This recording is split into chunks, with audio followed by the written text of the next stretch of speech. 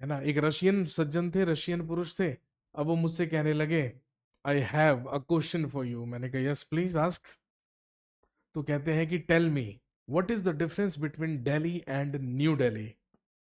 और वो भाई साहब हमें फंसाने की कोशिश कर रहे थे। अब उन्हें तो नहीं पता कि भैया हिंदुस्तान में अपना नाम चलता है, हम जीएस के टीचर हैं, डी जीएस के अध्यापक हैं, है ना। हम बच्चों को पढ़ाते हैं, हम बच्चों को ज्ञान बांट रहे थे, वो हमें ज्ञान बांटने की कोशिश करने लगा। अब उसने मेरे से पूछा कि भाई ये बताइए दिल्ली और नई दिल्ली में फर्क क्या है ना। अब मैंने 2 मिनट दिया, 2 मिनट नहीं, मैंने 2 सेकंड का पॉज लिया। अब मैंने सोचा कि यार मैं इतिहास का टीचर हूँ, क्यों ना मैं इसको इतिहास की भाषा में ही दिल्ली और नई दिल्ली में फर्क बता दूं। ठीक है।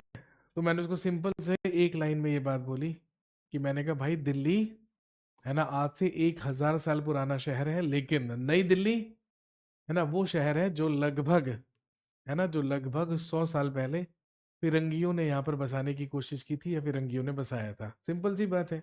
भाई दिल्ली की स्थापना कभी अनंगपाल तोमर के द्वारा 11वीं सेंचुरी 1,000 साल पहले की गई थी। 1,000 साल पुराना शहर है दिल्ली।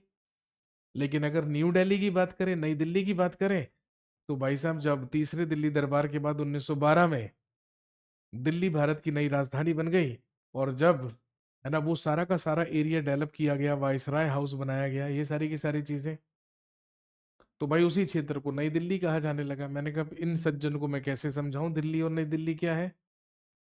तो मैंने कहा दिल्ली का इतिहास बहुत पुराना है भाई, दिल्ली 1,000 साल पुराना शहर है ना। और अगर हम नई दिल्ली की बात करें तो वो तो भाई साहब फिरंगियों के बाप दादाओं ने अभी कुछ 100 साल पहले ही बसाने की कोशिश की थी, बसाया था।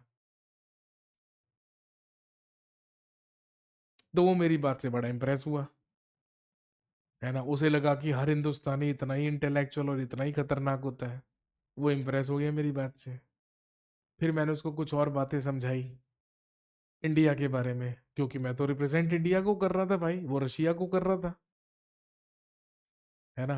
और मैंने फाइनली थोड़ी देर उससे बात करके उसको पूरी तरीके से कन्विंस कर दिया कि भाई साहब भारत महान है, और भारत जितना महान है उतने ही भारतीय भी महान है। ये मैंने उसको साबित कर दिया तुरंत थोड़ी देर में।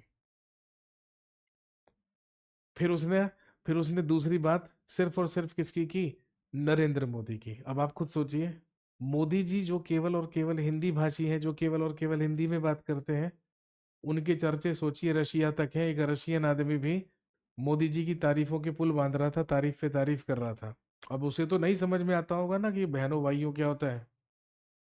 अरे हम तो झोला लेकर निकल पड़ेंगे, है ना। ये तो उसको बात समझ में नहीं आई होगी, लेकिन ही नोज, है ना, कि भाई साहब भारत में तूती बोलती है, डंका बजता है श्री नरेंद्र मोदी का।